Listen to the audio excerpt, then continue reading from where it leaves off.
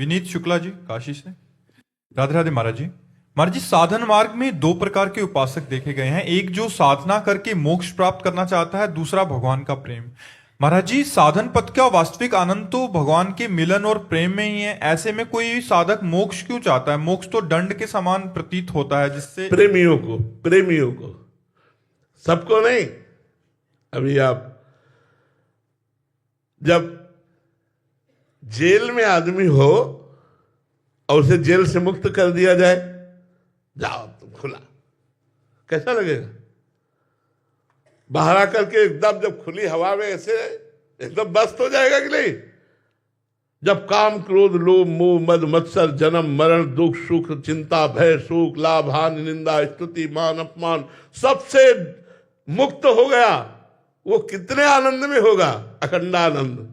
लेकिन उस आनंद में भी जो लघुता पैदा कर दे उसे कहते प्रेमानंद, भगवान का प्रेमानंद। वो कोई मोक्ष सुख साधारण सुख नहीं है, अरे अखंडानंद है। काशी में इसी की आराधना होती है, काशी में तो केवल इसी की आराधना होती है, मोक्ष सुख की आराधना होती है। मुक्त हो जाऊं, तीनों देह से मुक्त हो जाऊं, त्रिगुण माया से मुक्त हो जाऊं, समस्त विकारों से मुक्त हो जाऊं, मुक्त पुरुष आनंद युक्त होता है, अखंडानंद होता है। लेकिन उस आनंद को भी लघु कर दे, वो भगवान का प्रेमानंद होता है। जो भगवान से प्रेम करते हैं वो मोक्ष सुख भी नहीं चाहते हैं, पर मोक्ष सुख कोई छोटी मोटी बात नहीं है, बहुत बड़ी बात है।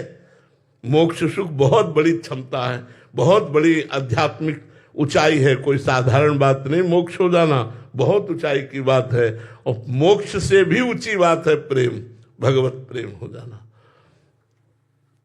उद्धव जी परम मोक्ष को प्राप्त ज्ञानी महापुरुष हैं, तो समझते थे गोपियों के पास जाते हैं अभी अपना जादू चला देंगे ज्ञान का।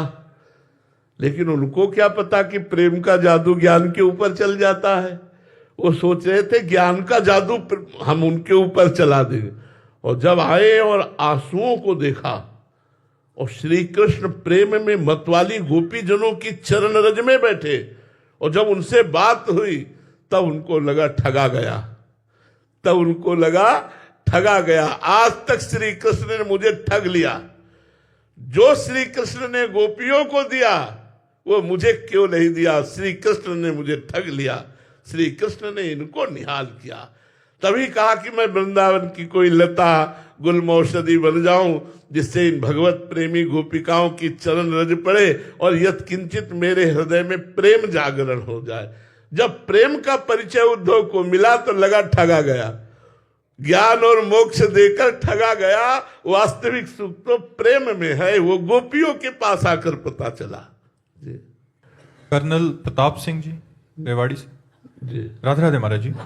गुरुजी, हमें खुद को और दूसरों को माफ करने के बारे में कैसे नजरिया रखना चाहिए? खुद को माफ करना है या दूसरों को माफ करना? वैसे खुद को तो बहुत लोग ना माफ ही कर रहे हैं, खुद को तो सभी माफ कर रहे हैं, दूसरों को माफ करें तो बहादुरी की बात है। हमें लगता है खुद को माफ नहीं करना चाहिए और दूसरों को माफ कर देना चाहिए। छोटी सी छोटी गलती में अपने को शासन में लेना चाहिए, जिससे हम अधर्म आचरण से मुक्त हो जाएंगे। अगर हम अपने को माफ करते रहे, वैसे सभी अपने को माफ कर रहे हैं, देख लो सब अपने को ही माफ कर रहे हैं, दूसरे की जरा सी गलती में वो अंगुली उठा दी जाएगी। वो अपनी ढेर सारी गलतियां हैं उनको चुपचाप गुप्त रख लिया, उनको माफ कर दिया, उनको क्षमा कर दिया। हमें लगता है परमार्थ का पथिक अपनी गलतियों को क्षमा नहीं करता, उसका प्रायश्चित करता है और दूसरों के बड़े से बड़े अपराध को क्षमा कर देता है। क्षमावान ही परमार्थ का पथिक है। तो दूसरों में भगवत भाव करने से हमारे अंदर क्षमा भाव आ जाएगा। दूसरों को क्षमा करने की भावना हमारे अंदर तब बढ़ेगी जब हम सब में भगवान को देखेंगे। ये भगवान से प्रेरित होकर मुझे गाली दे रहा है, इसका बेचारे का क्या दोष? और भगवान इसलिए प्रेरित करवा रहे, मेरा कोई कर्म भोग है इसलिए भगवान प्रेरित करवा किससे गाली।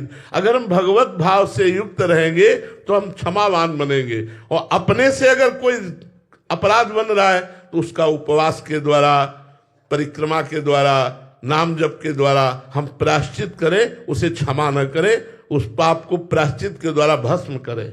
जरा जरा सी संपत्ति में भाई भाई को मारे डाल रहा है, पुत्र पिता को मारे डाल, ये तो अज्ञान का खेल चल रहा है। ऐसा कोई आध्यात्मिक थोड़ी है। अध्यात्मवान पुरुष क्षमावान, अद्वैष्टा सर्वभूतानाम मैत्रः करुण एव च निर्ममो निरहंकारा सम दुखा सुखा क्षमी।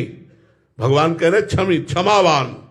क्षमावान मेरा बड़ा प्रिय भक्त होता है। सुख दुख में समान भाव रखने वाला मेरा प्रिय भक्त होता है, जो किसी में दोष दर्शन नहीं करता, सब में करुणा करता है लेकिन ममता नहीं करता, सब पर परोपकार की भावना रखता है लेकिन अहंकार नहीं करता। ऐसा भक्त मुझे परम प्रिय है।